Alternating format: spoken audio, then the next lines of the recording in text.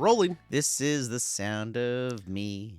Yeah, now I'm seeing your saying waveform. things. He sees my waveform. Cody, say it. Waveform. Oh yeah, it's my waveform. It's the new waveform. It's the new wave.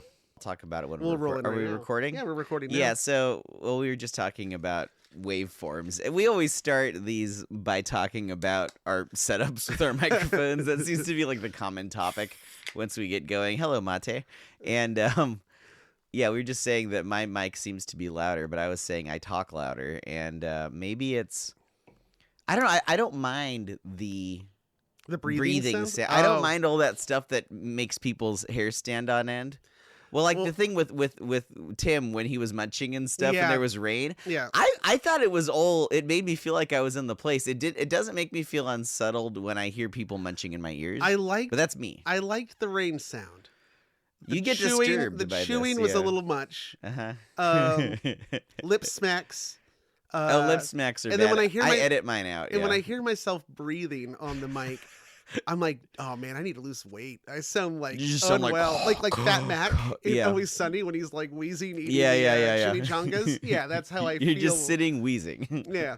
Although I just found out, apparently, according to my brother in the military, I'm not overweight, but. Well, hey, he's in the military. But my breasts beg to differ, is what I said. And he's military medical people, you can't argue with them, right? I mean, that's what they say. He said the problem was that it's like, well, yeah, it's because like you need to replace that fat weight with muscle weight, and that's the ideal weight. Well, that's the thing. Saying someone's overweight just from a body mass index is very not scientific. Well, it takes a bunch of factors and makes them into one thing. What's the term? It's reductive. It's reductive. Yeah. So there's good cholesterol and bad cholesterol. Right. Anyway, welcome to Polterbites. I'm back. This is I got to warm up here. Yeah. Because I haven't recorded anything for a couple months now. Other than I did some. I was Edward Sterling? No, Rod Sterling. Rod Sterling, 2 D's and a T. With 2 D's. And a T. Yeah, you pronounce the T because there is. And I helped with some music stuff, but I haven't actually just done conversational recording in a while. And I really... Cody's so nice. Cody came here to at least kind of headquarters, and it's cold. So he came all the way up to my bedroom. I'm sitting in bed with my fake Chewbacca fur. I'm as comfy as can be. My kitty just left, but she'll be back. And I'm basically like in bed. It's afternoon. Yeah. And Cody did all the work. He set up everything. As Garth is laying in bed under a faux fur blanket. Me for the triumphant return of Almost Always Garth. This is what I have to do to get you back, man. Oh my God! Do it. You do all the research. you run the Discord. You're so much more engaged. I'm at a loss. There's no way this would run without you, and clearly it runs fine without me because you did some good episodes. The last few episodes have been wonderful. Anyway, I'm glad to see it keeps going. I'm happy to be back. Yeah, glad to have you back. Yeah. We gave a lot of like semi-canonical reasons for why you're out. Oh, I explained them all in Garth's Corner. Oh, okay. Oh, so I don't yeah. have to worry about that. Yeah, we haven't even done the full episode, but Garth's Corner is going to be 3 minutes long. The first minute is just a musical introduction. It's all this creativity has been damming up and it's ready to burst out. Not really. I'm just doing Shine On You Crazy Diamond, and I changed up some of the notes. So it has to be as long. Okay, got it. No, not really. I shrunk it up, but I was inspired by it because I've been listening to a lot of Pink Floyd on my holidays. But do we want to use this opportunity to like say the legit reason? Like we mentioned it before you left, but just that you're sabbatical. Oh yeah, I mean the legit reason I've just been overwhelmed with work and whatnot. It's no specific. I hope people haven't been wondering like if something terrible is going on in my personal life. Not really. Yeah. I mean it's just been a whole lot, which is again I feel. Cody does most of the work, but it was adding up to the point where the last couple episodes, I do my best to kind of rise to it, but you can feel it when you feel like you're phoning it in a little. And I was just like, I need to take a break at the point that it feels like that. It's like, okay, well, I've got to change something. So yeah, it was nice to have a break. I feel rejuvenated. Yeah. I was able to catch up on a lot of stuff I had to take care of. You roofed your house. Yeah, I finished the roofing. But yeah, there's been a lot. But I do feel caught up enough. I think I'll be regular again. And the fiber helps. Now that I'm eating enough fiber, Cody, I'm regular. Yes. But see, you've had it since the beginning. You've had it baked in that you could take a break because you're almost always. Well, Garth. so that was the thing. That was sort of the agreement you and I made 5 years ago. Yeah. And I was like, I'll be a guest sometimes, and then I wasn't a guest once, and then I was there every other time, and it became so regular. But yeah, I mean, you can feel like you burn out, and I'd love to be able to extend to you the same. The same option of taking a break, but quite honestly, I do not think I could do the show. If you took a break, we would take a break. And see, that's my fear. Because that's how every band I've been in has ended. And okay, so, I was very wary. It's like, well, yeah, everybody's like, oh, we're just taking a break for a bit. And then, 13 years later, you're like, hey, remember, we were working on an album that I wouldn't do that. I want to follow through that way. But I appreciate that you were able to find other people. And because, I mean, stuff happens in life. And I didn't even run through my whole list of people who signed on to, jump in. Well, that's great, because I might need another one. Yeah. Or maybe you'll need one, and I can be there, and we can have them. I mean, I'm not saying that would necessarily work, but I'd like for you to have. You haven't taken a break in 5 years. You've never missed an episode. We've never missed a release date. Yeah, for 5 and years. Sometimes we've done other things that aren't like actual episodes. But 95% of them have been. So, you could use a break. Honestly, do you feel like you need a vacation? I was getting a little kind of burnt out, where I just needed, it's like, well, if I just could get away with not having to research an episode. Yeah, and I think that also came. We'll talk about what's been happening the last couple of months for us, because you said, you've been busy. Yeah. I've had a bunch of fucking shit. Oh, you've had much more urgent things than I have. Yeah. And you've been doing the show. Yeah. You've been dealing with the whole, real shit. Yeah, the week that the first Crepuscular Quadrant, Taint No Sin, the Halloween special, came out that week. Thank you for bringing me mate. Cody brings me yerba mate. Yeah. For every episode. See, continue. Yeah, I got to get you fueled. Continue. I got to make you rested. You take such good care of me. But no, that week I was in Phoenix because my father-in-law, Allison's dad, was passing away of pancreatic cancer. He got diagnosed, and then within 7 days he passed away. I was glad that she was able to make it. Yeah, and I got there. I got there and got to spend some time with him the day before he passed too. Good. Which is usually it's weird when people are terminally ill. They kind of rally the last day. They have one really good day. I've heard of that. Yeah. Yeah. I've never been around people in that situation much myself, but they have a really good day, and then that's the last hurrah. So I made it there for the good day. Nice. Allison flew down. I put her on a plane, and then a couple days later, I drove down. I couldn't leave because I was holding down the fort at Franksville. My parents were out of town, and so I had to be there must always be a Stark in Winterfell, and there always has to be a Franks in Franksville. With mountain living and the lifestyle that you and I have, it's a big deal to leave. Yeah. There's a lot to take care of and make sure things are in place. Yeah, especially when you live on a place that has multiple houses and tenants. Yeah, you got even more layers than I do. Yeah, no, I have to maintain water systems and all that stuff. So I had to stay until my parents got back into town. And my dog had a vet follow-up appointment because she had just had dental surgery. So I had to have the stitches and everything checked out. Wow. I would have just been reschedule. And so I took her to the vet Tuesday morning at I think the appointment was at 9:00, and then I left from there to drop her off at my sister-in-law's house, and then I drove 886 miles and made it to Phoenix in 13 hours. Wow. Which is a really good. I was hauling ass. I only stopped to get gas 3 times and to take a piss. A couple times. How do you maintain for that amount of time? Because driving solo? Slamming mates. Yeah. Do you listen to podcasts? In the past, I have. Usually that's what I do. But this time, I put on this last time I put a Spotify mix on of an artist I really enjoyed and just let it ride. Oh, you let the algorithm introduce you to new frontiers. Yes. Yeah. So it played everything they had by this artist, and then it pushed through the frontier into things that were similar. Spotify is pretty darn good at that. I mean, That's it's why an evil they're so company, popular. evil corporation. Well, they all are at this point. But yeah, no, their algorithm gets me. That's one thing I could say. So yeah, that's what I did on the way down. But then long story short, Allison and I ended. She was there for a full 4 weeks. I got stuck there for 3 weeks because after her dad passed, we have to settle his estate and take care of that. And there's a will and a trust that was established, and we couldn't do anything until we got his death certificate. Right, of course. So we had to wait for the death certificate to show, and that could take 7 to 14 days. So we couldn't even we couldn't even touch. And he had bills that were due. The annual property tax down there was due at the end of that month, and it's all the stuff that we could not touch or do until we had proof that he was dead. And you're waiting for that. Meanwhile, everything is overdue. Yeah.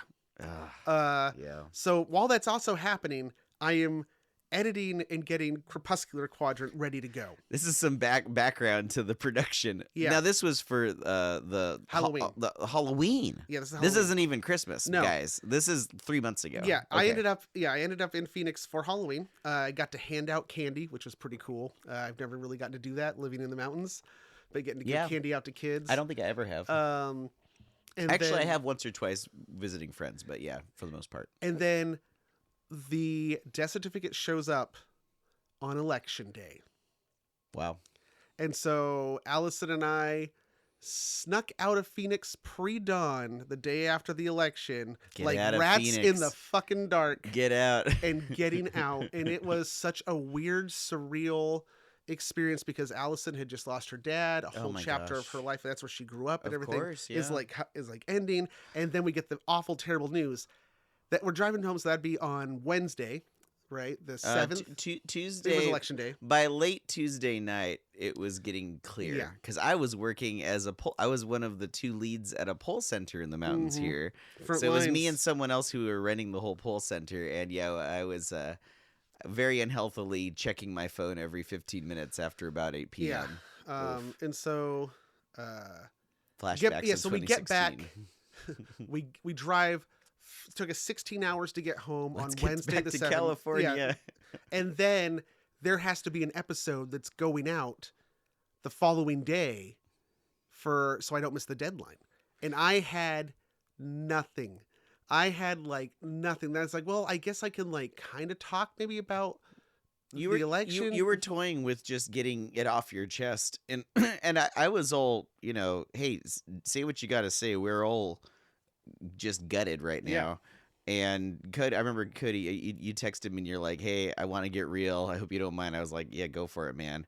However, you got real in a way that I thought was, I've told you this already, but it bears repeating. That was such a cool episode when you did the songs. Yeah. I mean, it was just what I needed.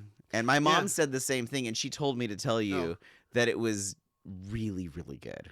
Yeah, because I was like, I could dwell on stuff and you everybody. Could dwell on stuff. You could rage against the machine, and you'd be justified in doing it. Yeah. But I was like, I just couldn't. I was so fucking exhausted. Like I just said, but 3 you did weeks an stuck open in mic Phoenix. night, man. Yeah, dealing with helping someone transition again because this is my first time that I've been with somebody as they've passed. Yeah, from life to death. And Allison was doing all the hospice care. She was taking care of him. So it was just emotionally drained. Then that long drive, day after the election, all that terrible news. That is what music is for. And so I started. I was like, I just can't. And so I was like, I'm gonna play some. And I weirdly, the songs that I played were all I didn't plan that out. That was just which one I thought I'm gonna play this one next. Yeah, and you're clearly going with it. They were kind of seemingly curated, but they weren't. You were making it up as you went from one to the next. But no, it was. I commend you on that. That was. That was a wonderful episode to hear. And then the week after that was Thanksgiving. Or no, a couple weeks. It was for everyone. It was like 2 weeks later was Thanksgiving. So time for the next episode. Oh no, I had one episode released that I recorded with Travis from Hoppy Trails. Yeah, you had done that already. Yeah. And then this is a hell of a time for your co-host to disappear. And then Thanksgiving, I went up to the family cabin. It just so happened my brother Gunnar was in town And so I got him, and we'd recorded an episode. That was a fun one. In a shop, an old office shop that was my grandpa's, as it's like 19 degrees outside in the snow, and we did the lighthouses. Then it was time for getting Crepuscular Quadrant ready. Yep, that was a good one. The next one, because that was the Christmas holiday episode. Yeah, I think so. Yeah, and so that was awesome. Again, both Crepuscular Quadrants could you not have you done wrote it. That. Yeah, both of them. Yeah. You wrote both of them. Wrote, directed. I did the stingers on either end with the Rod Serling, and I did some of the music with the Rod Serling, but the rest of it was I realized that for like the They Give one, in the credits it says that like you did the music, but I was like, actually, you did the music at the end. Oh, I did all the music and scoring. I did not credit you for the. Yeah, that's right. Oh, we got to redo that. Yeah, because like that was like, I don't know if you listen to that episode. Yeah. So credit while credit's due. If you have Cody actually did all of the sound collage and everything you hear in the middle, which is most of it. Yeah. Yeah, no, because the plot was like, it only works if the idea is like psychological torture or terror of the carolers outside. You have to hear them the entire time. Yeah. That drone was very effective. I've really gotten into diegetic sound. It's lately. good. It's just good. like in the you really need it for the radio plays. Yeah. Yeah, the first Crepuscular Quadrant too. You hear the car engine going in the rain on the windshield. All the entire time. That stuff. It brings you into it. Which, going back to it, is why the Tim King episode didn't bother me with munching in the fireplace in the rain. Yeah, and I recorded really that. I recorded with Tim the week after I came back from Phoenix. Damn. I think you're more productive without me. That's crazy. You're just knocking them out with people. Well, I guess I hate to say, like, I just don't have to wait for you. I guess that's the thing. Cody's like, "Hey, do you want to record next week?" I'm like, "Yeah, I could probably do it on Sunday." And then I'm like, "Hey, Cody, how about Monday? How about later Monday? How about Wednesday? Yeah, how about Wednesday? The episode comes out Thursday. That's plenty of time to release Thursday night, right?" Yeah. And then and then after Christmas. 2 days after Christmas, I had to go back down to Phoenix. Yeah, you went back again for the holidays. It's been a week. I was there for New Year's. I helped in that I babysat the tarantula. Yeah, Miss Magnesium. What's her first name? Oh, it's something Magnesium. Yeah, it's. I'll have to ask Allison. But Cody, the spider has a first and last name. Tarantula that I would, either blow on or poke a little bit to make sure it was still alive because it wouldn't move for 24 hours. But she was just, sitting chilling. There. Being a tarantula, being a true alien that I cannot get in her head. I don't know what she's thinking. She is like a weird Zen creature that just exists for like most of the time, and then she like drinks the moisture in the air. I don't know. Yeah, it never goes to actually drinks out of the water dish, but the water evaporates and she's not dry. And then she only has to eat like once every couple of months. Crickets or what? Beetle larvae.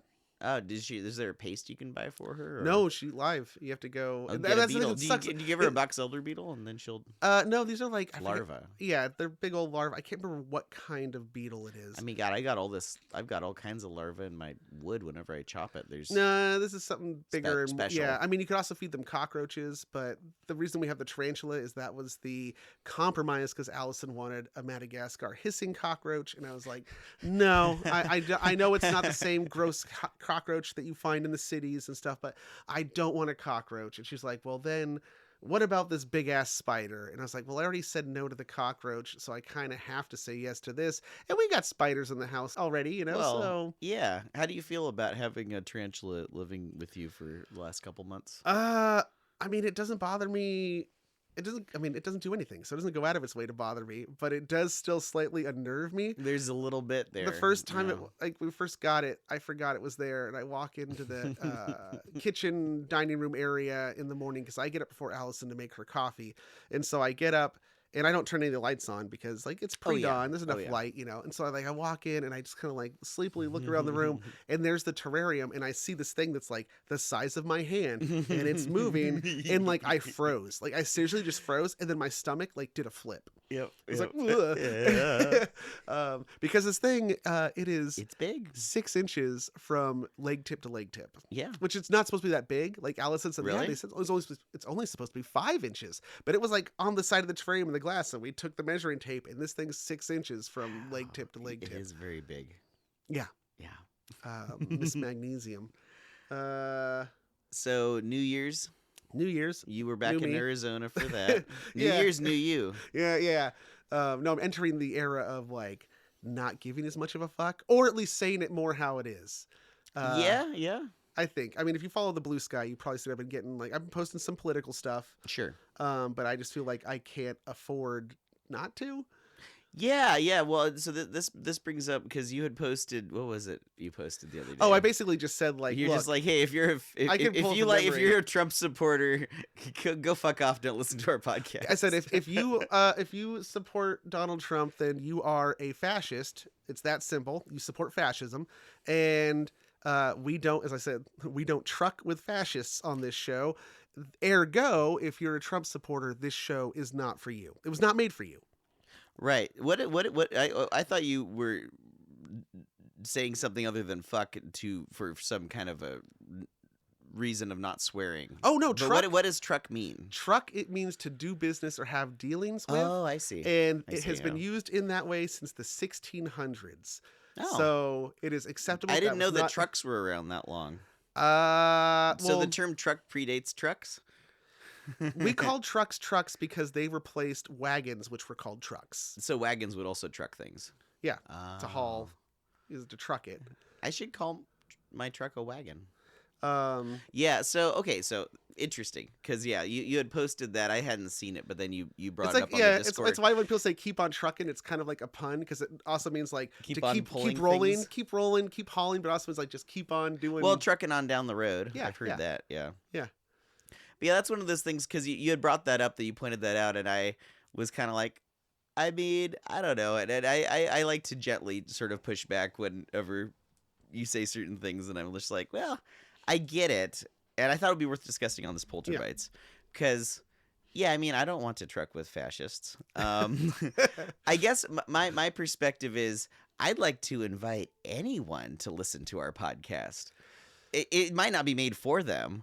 Yeah, but it couldn't hurt. I mean, I think at this point, the people who are who are still supporting him, sure, they're not coming around. I don't think that they'll be very interested in hearing our podcast very long. And I've always tried to not get unnecessarily political, but it naturally comes up. Yeah, because we're going to be honest about our perspectives, and I think it's pretty clear very quickly in any episode how we feel about things. Our whole show is kind of about tackling misinformation in a way, and against misinformation. Punching up at those in power. Sure, anyone who takes advantage of other people. Yeah, it's sort of baked into the ethos of the show. Yeah, but that being said,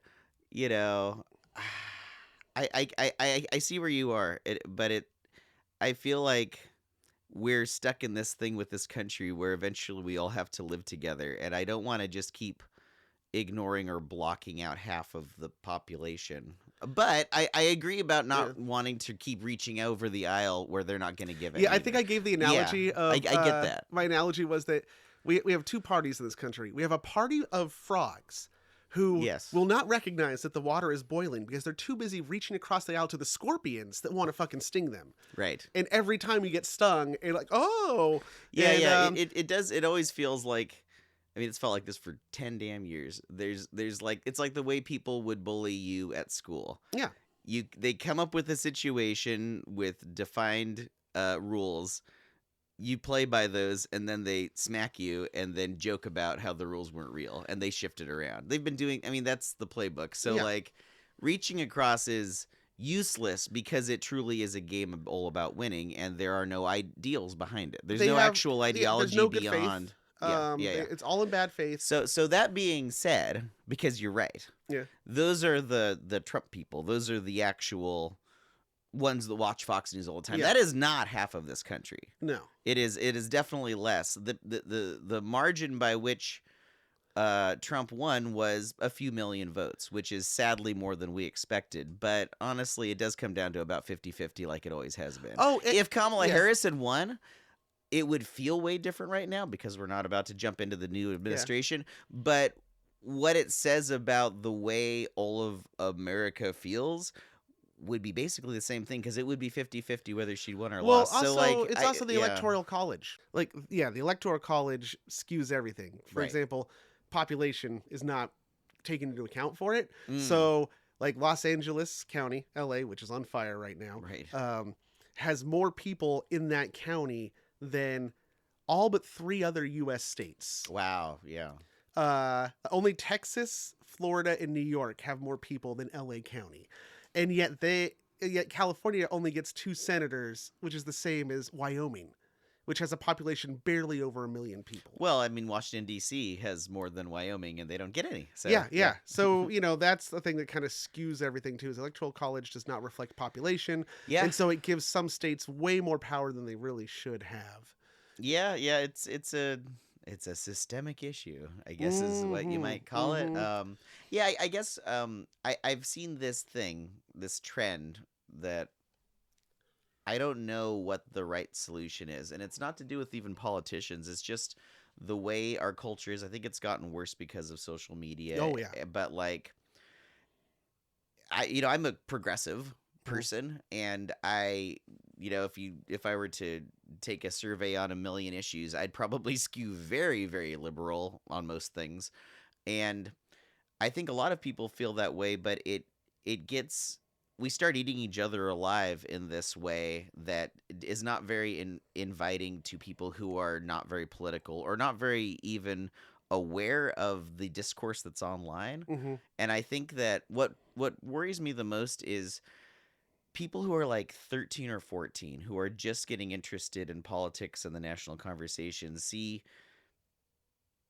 the way that both sides act, and they look too much the same. And I wish we could find a way to be the fun party again. I mean, back when you and I were teenagers, it was like clearly you were a square if you were conservative. Well, want to know why? Want to know why when we were teenagers it seemed like a much more fun party? Is because the people who are in control now were like 25 years younger. They never gave up control, and that's the problem. Well, with the Democratic I guess Party. that's something. So I was just talking about my problem with liberals in society as opposed to politicians. But you're right that the Democratic Party has atrophied. Yeah. Clung to power, and now it's all a bunch of fucking old people who don't have the energy or wherewithal to govern effectively. Yeah.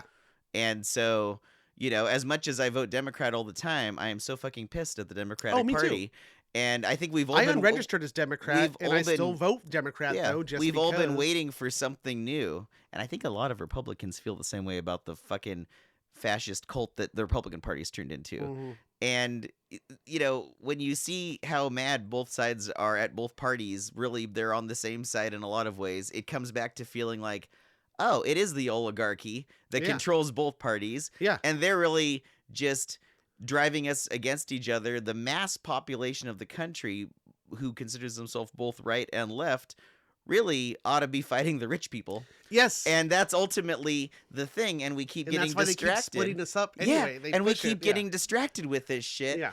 And it just happens again, and old people have to say now that Trump is reelected is, oh, we're lost, look, we're becoming fascist. And that's true. But like the ultimate problem here, if Kamala had won, it would not solve the issue. The problem here is that we've allowed ourselves to get duped by the people in power. And so fuck both parties, please. Viva la revolucion. I don't know. Yeah, no, I'm not saying we should go out and shoot CEOs, but you're not saying it's not time for guillotines? The only reason I say that is because I'm a pacifist. Yeah. But, I get it. I'll leave it at that. Yeah, no. Anyway, that's my little soapbox. It's just so... You know what I do? I don't look at the news much anymore. And I want to stay informed. And, of course, I'm going to vote. And I will get back into it. But I found myself much more happy in the last couple months. I just don't watch the nightly news fucking talking heads. Every couple weeks I'll dive in for one night. But I just can't do it. I just try to stay informed because you got to know what's coming. Yeah, no, and I applaud you for doing that. Everybody's, and I'm glad you do because you told me stuff that I didn't know. So thank you.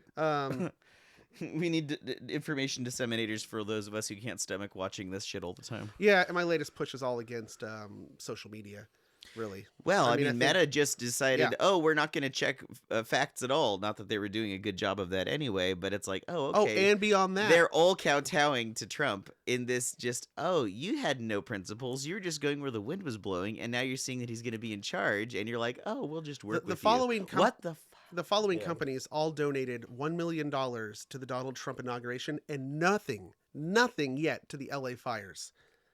Amazon, Apple, Meta,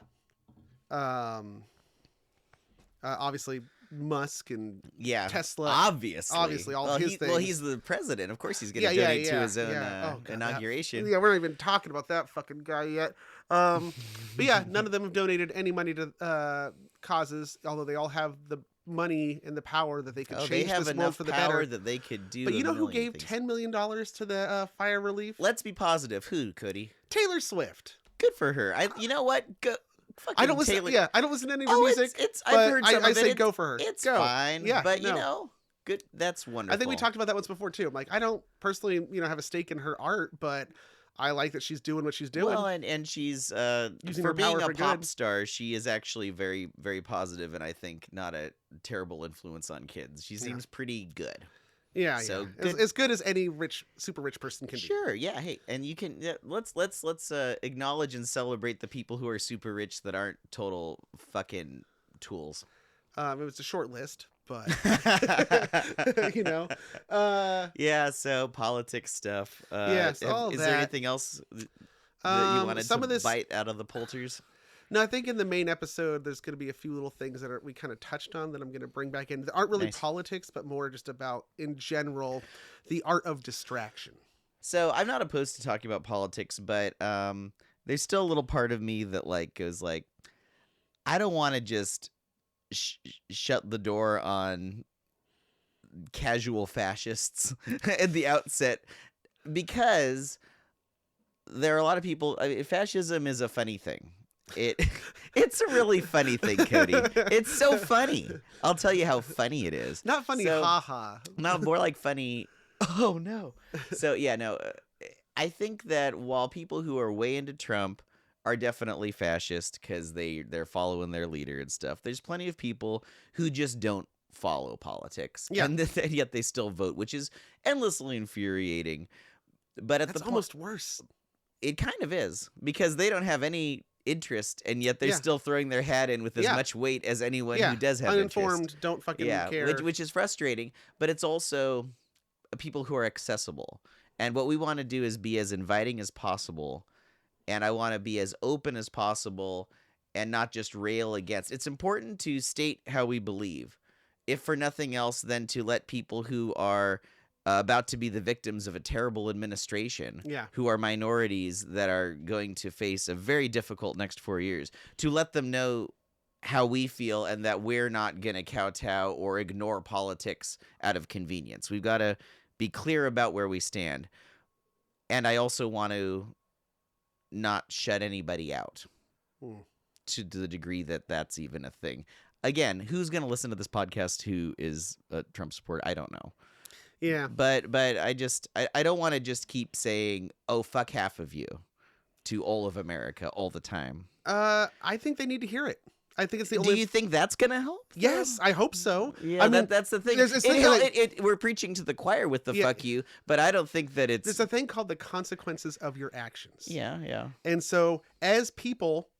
people who are opting not to talk to family anymore, you know what? You valued your politics over my existence and who I am, and we're family. You should that should concern you, and you chose them over me. I have no obligation, morally, socially, at all, to deal with you. Well, then we exist this thing called the social contract. That makes perfect sense to me. And there's a thing called tacit consent. These are all philosophical ideas going back to Locke, Hume, Hobbes, as in Calvin and Hobbes. The idea that we only have a society because we all just kind of agree to play by certain rules. Right? And if you participate in a system, that is giving what is called either implied or tacit consent. The example they give is you and I are going to sit down to play a game of checkers. Yeah. We both, by sitting down, we both tacitly agree that we know the rules, we're going to follow the rules. Yeah. Right. And so that participation carries that. Right. Now, use of like, say, certain social medias, apps that have business practices, because beyond canceling the fact checkers, Meta now as a company policy is anti-trans. Oh yeah, they took out tampons for male restrooms and a whole bunch of just very and they not consequential, but it's just gestures like, hey, look what we're doing. They've included in their actual bylaws exceptions where it says it is okay to call trans people mentally ill. It's okay to say racist things against Mexicans. Wow. So if you're using any of those apps, you are tacitly consenting to their policies. So by carrying on a conversation with these fascists, and meeting them on their ground, their level, is tacitly say like, no, you actually do have a valid point. It sounds like you're subscribing to the, like, kind of how the Catholic Church would do it, where you're, if you do something that they don't like, you are excommunicated. You're excommunicating. In a way, because they're just not being like, I will not engage with it. Yeah, because also engaging with it gives it legitimacy, gives it power. That's kind of where I'm at, is like the social contract. You have a right to say, fuck you. Oh, yeah. I'm not going to engage with you. Yeah. And as somebody who's creating, right now there's a push online as well in the creator community that we're moving away from the term content, because it commodifies what we do. That's fine with me. So as it always felt a little gross. So as an artist who is crafting this podcast week after week and putting the time in, I have like this kind of obligation to say like, no, as the artist, this is my intent. Yeah. I am making it for a specific audience of people who are being marginalized right now, actively threatened. Yeah. And these people who listen to us and come to our show as a place of comfort deserve to know like, hey, I've got your fucking back. Well, that's, I'm never going to sacrifice my moral integrity or ideals just because it would like push the success of what I do. It would boost our if we got back on Twitter, it would probably be helpful, but we're not going to do that. We don't use any Meta apps. For sure. I deleted all of our Meta stuff. Yeah. So there is no Instagram, there is no Threads, there is no Facebook for us. Yeah. There is no and then X or Twitter. That is worth taking. It has shot us in the foot. It has really hindered our growth. I know.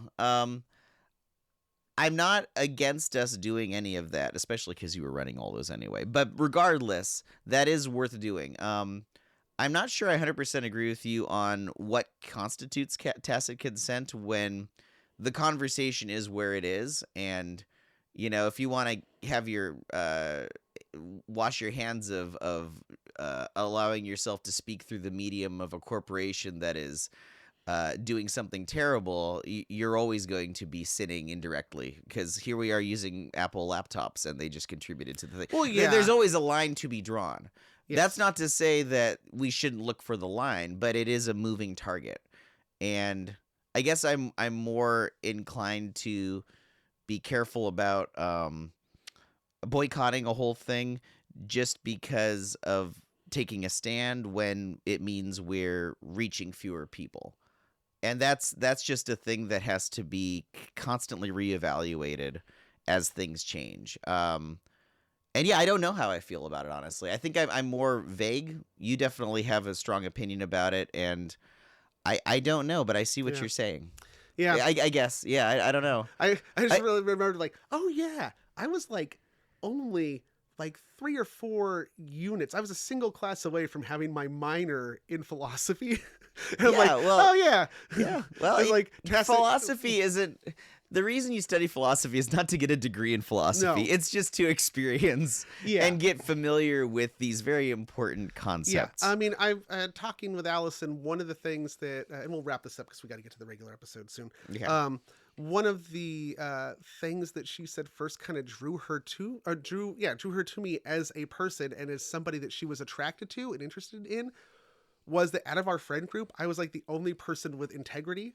and who you have a lot of integrity, and that was like one of the things she's like, no, I understand. Like he sticks by his a consistent principles and morals, person. And you are the Bernie Sanders of my friend group. That's for sure.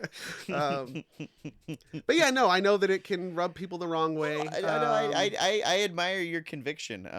And while I might seem like I'm wishy-washy about it, it's just because I am less sure of myself than you about things. Yeah.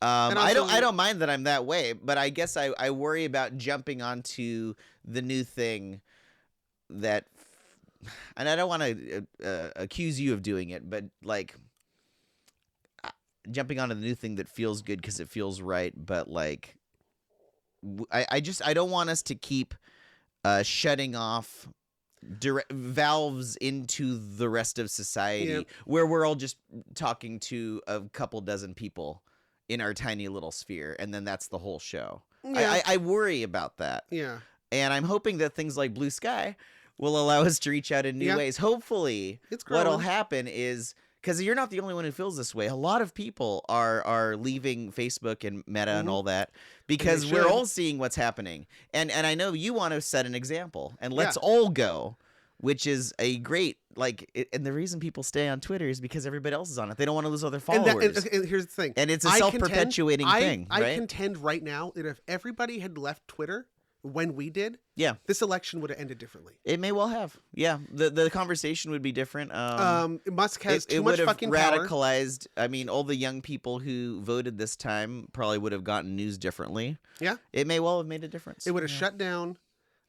Same with if everybody had deleted their Facebook 8 years ago, like when I did. Any little thing could have done it, because as always, these elections are on a knife's edge because they're so fucking close. But that's the thing is if everybody. Well, that's the point of boycotting. It's why a general strike would never work, because everybody has to be in on it, and you're never going to get everybody to, because in some cases be working against your own best interest, because it's like, I missed a day of work, now I can't meet my bills, when people are that desperate that they don't have the, and that's by design. Keep us desperate, so we never will do this. And I said yesterday on Blue Sky that the biggest piece of misinformation that has been pushed by all these tech apps, and which has been eaten and swallowed by the populace, is that we need them.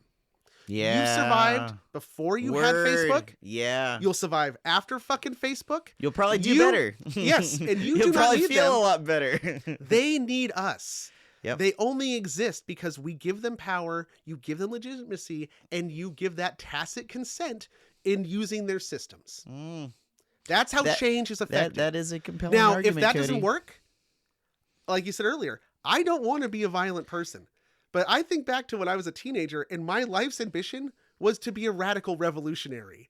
And now I'm like, I moved away from that, but it's like it's pulling me back in. I'm not going to have a choice. Radical can take a lot of forms here. I always feel like in any revolution. By which I mean hanging out with the Ninja Turtles, cowabunga, overthrow capitalism. Yeah, and with every revolution, there's a whole lot of different actors in it, and I can imagine contributing in a way that isn't actually literally directly hurting somebody. So I'll be right there eventually with you. we'll get, I'll move through phases where it's like I make these public displays of I don't condone that. And then it'll move into clandestine sabotage.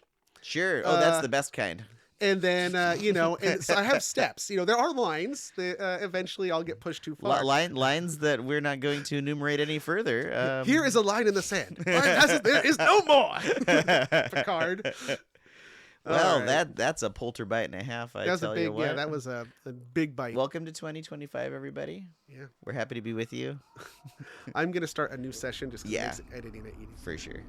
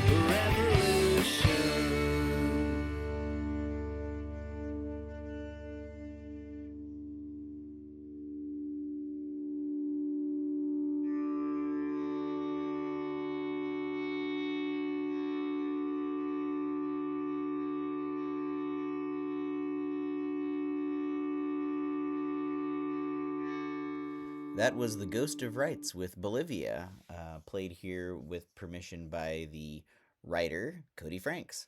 So we'll look forward to seeing you next time on Polterbites, where we're publishing this the day after Trump got inaugurated. So got more feelings and thoughts about all that stuff, and Cody and I will probably do another Polterbites very soon and dive into all of that.